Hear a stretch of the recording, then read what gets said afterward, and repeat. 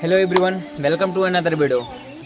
इस वीडियो में एक रियलिस्टिक बातें करने वाला हूं जो कि बहुत ही स्टूडेंट की प्रॉब्लम होती है। वो सभी अक्सर जितने भी स्टूडेंट हैं, ठीक है, जो भी पढ़ाई कर रहे हैं उनके साथ एक घटना घट रही है, हो रही है।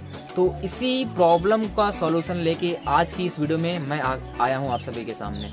अगर आप इस वीडियो को कंप्लीट एंड तक देखते हैं तो आपको जो मैं तरीका बताने वाला हूं वो तरीका अगर आप सीख जाते हैं तो जो आपके साथ घटना घट रही है वो कभी नहीं घटेगी। देखिए वो घटना का नाम क्या है, उस प्रॉब्लम का नाम क्या है, उस प्रॉब्लम को सुनिए।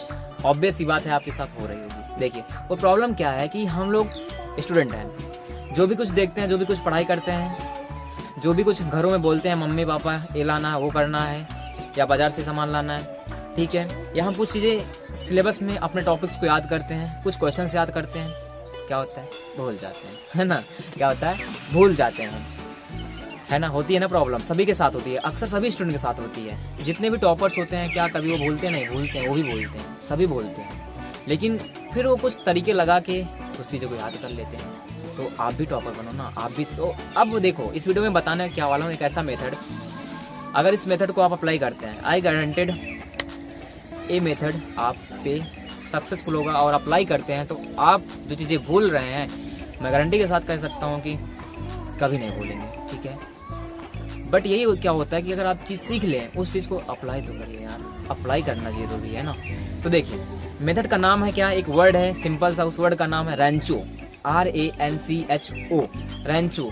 अब इसमें रेंचो एक वर्ड है, इसके अंतर्गत जितने लेटर हैं उस लेटर का मीनिंग समझ लेते हैं, वही मुझे अपने अंदर अपनी हैबिट में लाना है, डालना है। देखिए होता क्या है, पहला रेंचो वर्ड का पहला लेटर है R का मतलब होगा रीड, जिसको बोल सकते हैं इसका रेंचो का फुल फॉर्म। R का मतलब रीड। देखिए हम सबसे पहले कुछ चीजें याद करनी है, कुछ चीजें पढ़ाई करना, सबसे पहले उसको रीड करो, उस क्वेश्चन को रीड करो, पढ़ाई करो, उसको पढ़ो फोकस के साथ, 2-3 मिनट पढ़ो।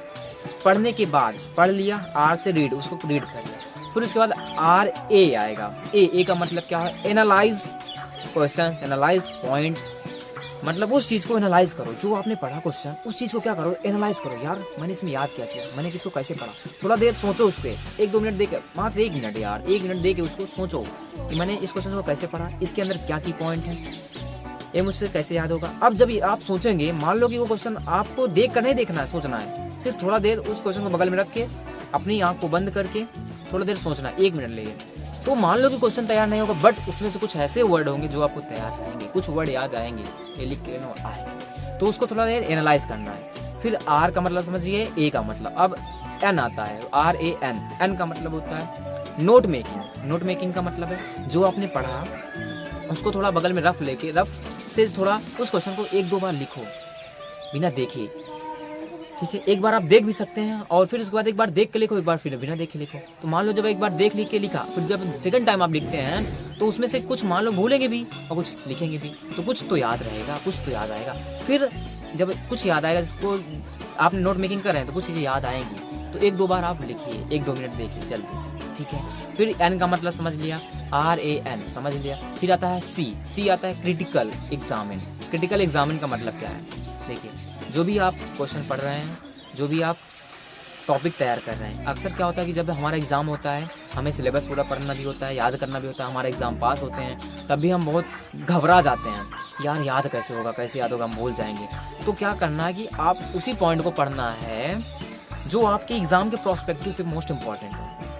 अब बोलोगे भैया मैं कैसे समझ पाऊंगा एग्जाम के, अब थोड़ा सोचो यार। देखो सोचना क्या है कि अगर आप कुछ चीज़ पढ़ रहे हैं तो आप जब सोचते हैं कि हाँ क्या पता है मेरे का क्वेश्चन बन जाएगा, माइंड में कुछ देर थिंकिंग आती है कि हाँ यार ये क्वेश्चन पूछा जा सकता है एग्जाम में, तो उसी क्वेश्चन को अगेन एंड अगेन बार बार पढ़ना है। तो आपको एक एग्जामिनर के प्रोस्पेक्टिव सोचना है, जो आपके टीचर लोग पढ़ाते हैं, बताते हैं कुछ, ठीक है, तो आप उनके हिसाब से सोचिए कि हाँ ये क्वेश्चन इंपॉर्टेंट है, क्वेश्चन आ सकता है, तो उस क्वेश्चन को पढ़िए, उस क्वेश्चन को बार बार पढ़िए, लिख के पढ़िए, एनालाइज करिए, सोचिए, ठीक। N का मतलब समझिए, RAN समझ गए। अब आता है C का मतलब भी समझ गया था, क्रिटिकल एग्जामिनर अभी समझा, ठीक है। फिर आता है उसमें H का मतलब हेल्पिंग, H का मतलब हेल्पिंग। देखिए, जब भी आपने कोई टॉपिक तैयार कर लिया, कोई क्वेश्चन तैयार कर लिया, तो आपके घर में भाई बहन है, छोटा सा लड़का छोटी सी लड़की होगी, तो उसको थोड़ा सा समझाइए।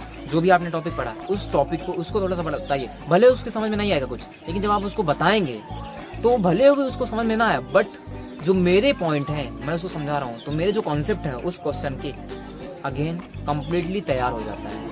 कि जब हम किसी चीज़ को समझाते हैं किसी को, तो उसके जो पूरा ओवरऑल कंसेप्ट हमें खुद हमारे अंदर ऐसा हमारे माइंड में होता है कि हमें वो तैयार हो जाता है। मान लो कि आप के भाई नहीं सुनने वाला, आपकी बहन नहीं सुनने वाली, कुछ नहीं सुनने वाले, कि मुझे मत बताओ ऐसा, ठीक है। तब आप क्या कर सकते हैं, आपके घर में मिरर तो होगा, शीशा तो होगा, शीशे के सामने खड़े हो जाइए, खुद को देखिए, खुद से बातें करो। जो आपने क्वेश्चन पढ़ा शीशे के सामने खड़े होगा, खुद से बताओ कि हाँ मैंने ऐसे पढ़ा, इसमें एक ही पॉइंट है, ठीक है, ये क्वेश्चन ए है। जब आप 1-2 मिनट दे के खड़े होकर बात करेंगे तो उससे हमारी हैबिट भी डेवलप होती है बात करने की से, तो उससे क्वेश्चन भी तैयार होगा, ठीक है। हेल्प करो। दूसरा, अब उसमें एक वर्ड है, अब लास्ट उसमें लेटर है एच के बाद आता है ओ। ओ का मतलब है ऑप्टिमाइजिंग। ऑप्टिमाइजिंग का मतलब क्या है, देखिए दोस्तों, होता क्या है ऑप्टिमाइजिंग का मतलब क्या है कि जब भी हम पढ़ाई करें तो थोड़ा सा शॉर्ट नोट्स बनाए, एक छोटी सी कॉपी रख के शॉर्ट नोट्स बनाए। शॉर्ट नोट्स का मतलब क्या है कि जो आपने टॉपिक पढ़ा उसके कुछ इंपॉर्टेंट क्वेश्चन, कुछ की पॉइंट्स, कुछ बुलेट पॉइंट्स लिख लीजिए। क्योंकि जब आप बुलेट पॉइंट, मान लो मैं एक टॉपिक पढ़ा, मान लो कोई मैं क्वेश्चन याद किया, उसके कुछ अंदर कुछ बुलेट पॉइंट्स होंगे, कुछ कीवर्ड्स होंगे जो आपको पढ़ने में मजा दे रहा होगा, कुछ वर्ड्स होंगे जो आपको अच्छा लग रहा होगा वर्ड्स, उसी वर्ड को, बुलेट पॉइंट को उस कॉपी पे नोट कर लीजिए। या आप जो भी सिलेबस बनाते हैं, जो भी आपने फेयर बनाया, उसके नीचे थोड़ा सा जगह छोड़ दीजिएगा। जो भी आप फेयर बनाते हैं, एक पेज खत्म होने से पहले 2-3 लाइन छोड़ दिया करो, ताकि उसके नीचे जो आप पढ़ते हैं उसे कुछ की पॉइंट्स, कुछ बुलेट पॉइंट्स आप लिख लेंगे। तो जब आप बुलेट पॉइंट पढ़ेंगे तो आपको टॉपिक तैयार हो जाएगा। ऑब्वियस बात है, दिस इज द ट्रुथ, है ना, याद हो जाएगा, बिलीव मी। तो देखिए, जब आप ऐसा करते हैं, ये रैंचो मेथड लगाते हैं, तो मैं गारंटी के साथ कह सकता हूँ कि आप जो चीज़ें पढ़ रहे हैं कभी नहीं भूलने वाले हैं। ये मेथड अप्लाई करके देखिए यार, सोचिए जरा, इस पे थिंकिंग करिए, आप अप्लाई करिए। 1-2 मिनट, 5 मिनट, कितना मिनट, कम से कम एक दिन 5 मिनट देंगे। फिर क्या होगा, फिर आप जब आप 5 दिन करेंगे ऐसे, तो आपको एक समय आएगा फिर रैंचो मेथड नहीं अप्लाई करना पड़ेगा। सिर्फ आपको एक मेथड है जो ऑप्टिमाइजिंग है, उसमें बताया था मैंने शॉर्ट नोट्स ना, सिर्फ वही आपको शॉर्ट नोट हमेशा काम देगी। जब आपका पढ़ने का मन करे वही शॉर्ट नोट्स पढ़ लो, बुलेट पॉइंट पढ़ लो, आपको टॉपिक तैयार हो जाएगा। हाँ, बुलेट पॉइंट से अकॉर्डिंग वो क्वेश्चन रिलेट हो जाएगा, तैयार हो जाएगा और माइंड में रहेगा। तो आपको पूरा सिलेबस भी देखने की जरूरत नहीं रहेगा। एग्जाम में वही बुलेट पॉइंट काम करेगा, बुलेट पॉइंट से मैं क्वेश्चन को तैयार कर सकता हूँ, क्वेश्चन लिख सकता हूँ उसके बारे में, ठीक। तो यही रहा रैंचो मेथड। अगर आप अप्लाई करते हैं तो बिलीव मी यार, you can get a success. आप सक्सेस को प्राप्त करेंगे और आप जो पढ़ रहे होंगे कभी नहीं भूलेंगे। आपका माइंड हमेशा तैयार रहेगा कि यार मुझे ये याद है ना। तो आई थिंक वीडियो अच्छी लगी, मिलेंगे नए वीडियो में, तब तक के लिए bye bye, take care and love you all.